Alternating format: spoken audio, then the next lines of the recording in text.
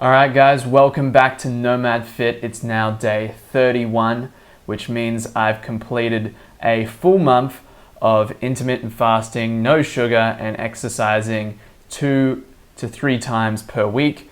So to recap the rules that I set for myself at the beginning of this challenge, number 1, intermittent fasting. I've maintained a fast of 16 or more hours per day over the last 30 days.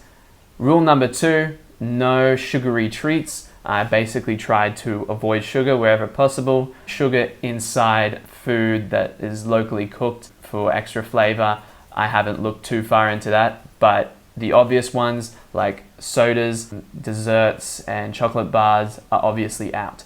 Number 3 was processed foods only when socializing.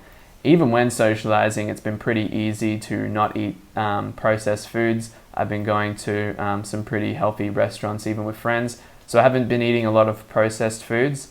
Rule number 4 was minimum 2 workouts a week, something I knew I could commit to traveling, but now I'm doing 3 workouts a week on my new routine. And number 5, if I remember, was keeping drinking to a minimum, and that has been pretty easy for me. I don't really drink, so I think I've had a beer or maybe 2 beers in the last month, and that's been it. Remember, this is all experimental at this stage, so I didn't know what kind of results I would get. So let's get straight into it and see just what's happened over the last 30 days. So I just recorded myself there to see the changes in my body. And I also went down to Max Fitness here in Chiang Mai to use their body weight machine and body fat scanner. I'm not sure how accurate the results are because I've heard different things from different people about these bioimpedance systems, whether they actually work. So keep that in mind. But here is a side-by-side. So I've definitely lost weight. I think that's about 5.4 kilograms. The left is my before shot and the right is my after. I think definitely I've lost some weight around the belly. I think you can see a bit more definition there. I was a bit more pudgy previously. Bit more definition in the chest as well, I think. Moving to the side view, I think that you can definitely see there a little bit less weight around the belly. Arms haven't really gotten bigger by the looks of things, but I'm not trying to put on a lot of mass. I'm mainly focused on fat loss, so I'm not too concerned about that. So yeah, my current weight on day 31, been up for a few hours, just had a black coffee, so no food, no exercise today, is 72.8 kilograms. And according to the machine, my body fat percentage is 16.9%. I know some people can really just look at a picture and be able to tell, so let me know what you guys think. If you think that what body fat I was before and what body fat you think I'm now. But I really do believe with the drop in weight and just seeing how the muscle definition hasn't dropped, I'd say that weight loss is fat. So overall, I'm pretty happy with that result.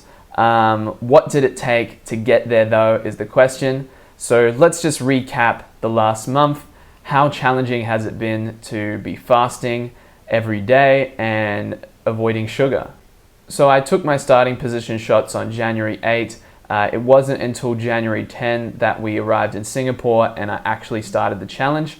The good thing about being in a new environment is it's easier to create new habits. So once I was in Singapore, I was getting up at 6 a.m.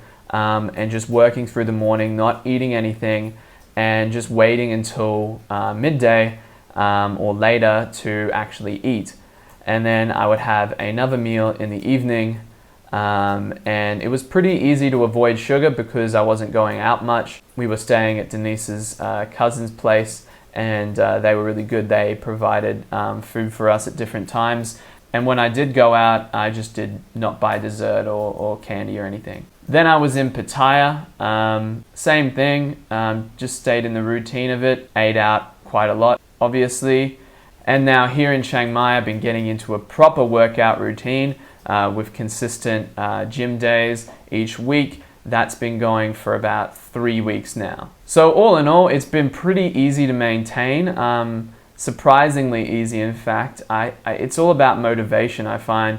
So having this project has really motivated me, and just knowing that if I have some sugar or I, don't fast, I'm basically jeopardizing the whole project and really, shooting myself in the foot. And as you develop that habit and you do it for more and more days, it's harder and harder to break that habit or justify to yourself, oh, I'm going to have that candy bar after you've, avoided it for so many days. So yeah, the hardest thing about it is the hunger sometimes when you're fasting, but you get used to it. And also when your friends and girlfriend end up having ice cream in front of you or froyo, and you just look at it and you're like, looks so good.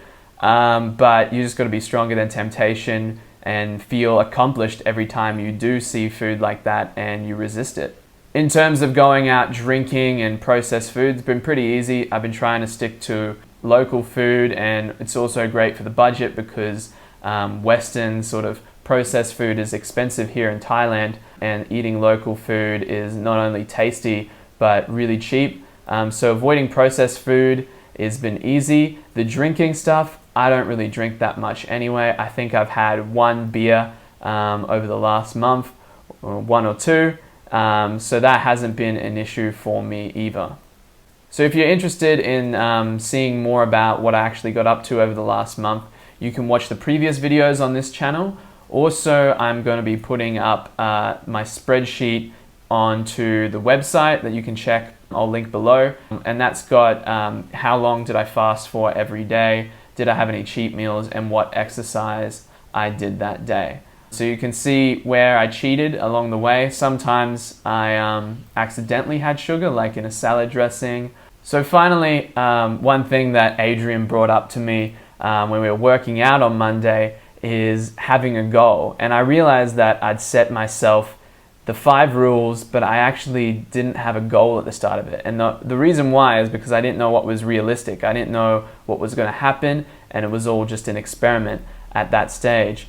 And even still, I don't know if I trust the 16.9% body fat rating. I might get some calipers to see a more accurate reading of my body fat. But I do have a goal to get down to 8% body fat. How quickly I can do that, I'm not sure. Judging by the results of the machine today, maybe in a few months, I really don't know. So I'm going to maybe check my body fat again and maybe do some research and see how realistic a time frame would be for getting down to 8%. Alright guys, thanks for watching. That was my 1 month progress review. I'm going to continue working on this and continuing to live this lifestyle. It's now a set habit, so it should be pretty easy, or easier to maintain. And I will catch you for next month's progress review. Be sure to hit subscribe to catch all the videos on the way. So yeah, once again, thanks for watching. I hope to see you on the next video.